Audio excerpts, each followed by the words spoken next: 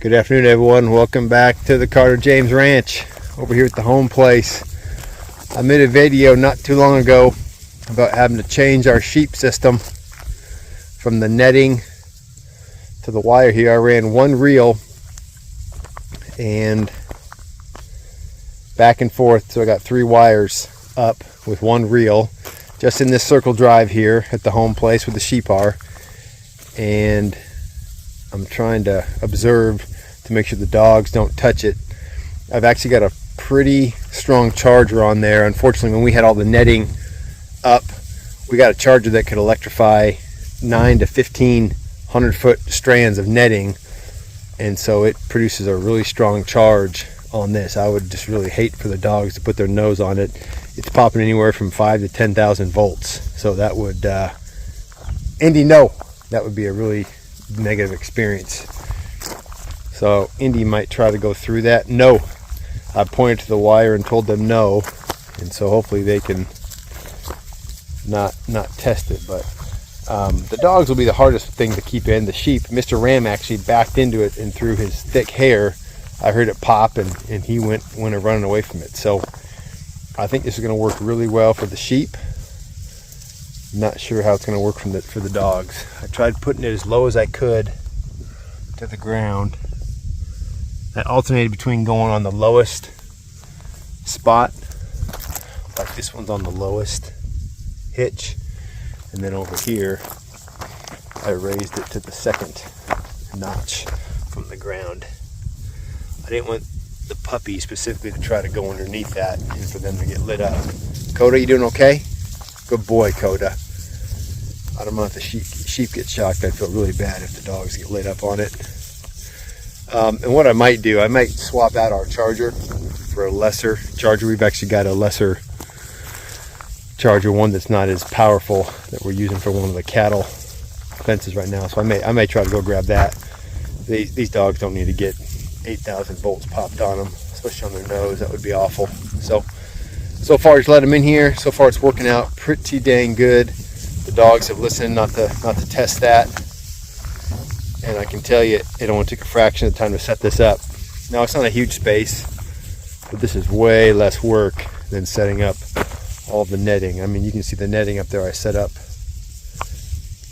I don't know, I didn't time myself, but it's a lot more physically demanding, carried every 100 foot strand. So far we got 3 wires. My biggest dilemma is I hear everyone always talking about, oh, keep your sheep in with 1 wire. That'd be fine. I think you probably can keep the sheep in. I don't know if I'd really be able to keep the dogs in with 1 wire.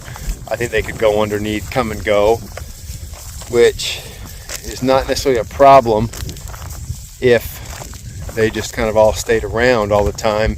But my concern is if they kind of went wandering. Here at the home place, we're having more houses kind of built around us on different plots of ground, and I just don't want the guard dogs wandering, causing. Would they cause problems? No. The guard dogs are nice, but I don't know, people could react poorly. They are big dogs. They can be intimidating. I'd hate like for Coda to get out and someone to be intimidated by him and they shoot him or something. This ewe right here, we got a problem with her on her back left leg. I think I pointed her out a couple videos ago. I think that's courtesy of Honey. She's got a cut right above on the back of her tendon, so her back left leg doesn't really work right now. But we've been penning the sheep up. I actually got a collar on Honey, and later today we're going to be putting a tire around her neck. All these issues happen at night, and I actually witnessed the other night. I was out with them late. Oh, I can show you right here. Mr. Ram right here. He's got, he just turned on me, but his face is all bloodied. While I was out with the sheep, I witnessed Honey. He was getting ready to breed a ewe, and Honey went tearing and just ran right into him and nailed him. So I don't know what her deal is, if she just gets confused. I know last summer Mr. Ram would butt her quite a bit, so they kind of have a love-hate relationship, almost like, siblings. One minute they're acting great together, and the next thing they're at each other's throat. And unfortunately for Mr. Ram, Honey's got teeth, so he was dripping quite a bit of blood, and I was out there for about 45 minutes, and he ended up stopping. The dripping stopped, so he's kind of healed up, but I actually gave him an antibiotic just because there's a cut in his face with her teeth, and you never know if they can get infected. So anyhow, I'm gonna go swap out that charger so that the dogs, if they end up touching it, they don't get crushed. So I ran out to the cattle pasture. We just had this little IntelliShock 60 out there, and this charger that we had gotten has got a much bigger face, or solar face, so it can collect more energy. And this is the IntelliShock 180, and I think right at the beginning of the video this was popping at upwards of I think it might have shown 11,000 volts. Well, I just checked this. Let's put this reader back on here and see what this shock's at. 8.5, 7.8, 8.6, 8.9, 9.4, 7.3. So I had put, when I first put it on there, it actually read one time at 11. I was like, whoa, that's stronger than the IntelliShock 180. Let's check these upper ones. Check the next level up. Yeah, 10.9, 10.6, 11.3, 12.1. I have no idea why it's popping that hard. Let's look at the top one. Yeah, 11.5. Yeah, that's brutal.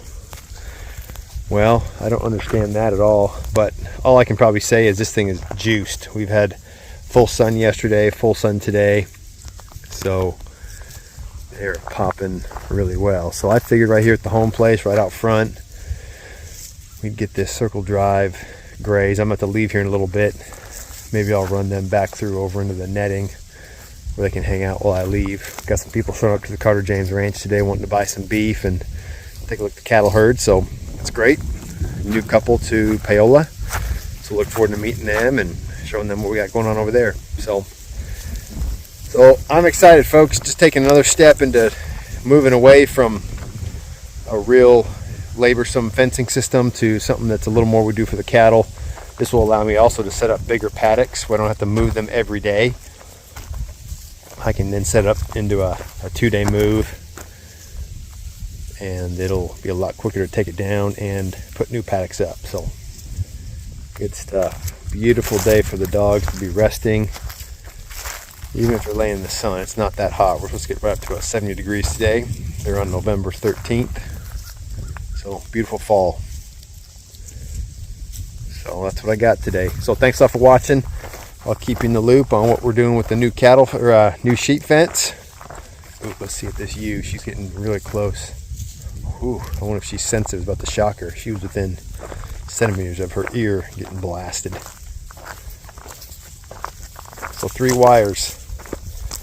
Actually, and you know what, with 2 wires there, that'd probably keep the sheep in. I think the 3rd wire is really for the dogs, the purpose of the dogs. I think the dogs could easily jump over that.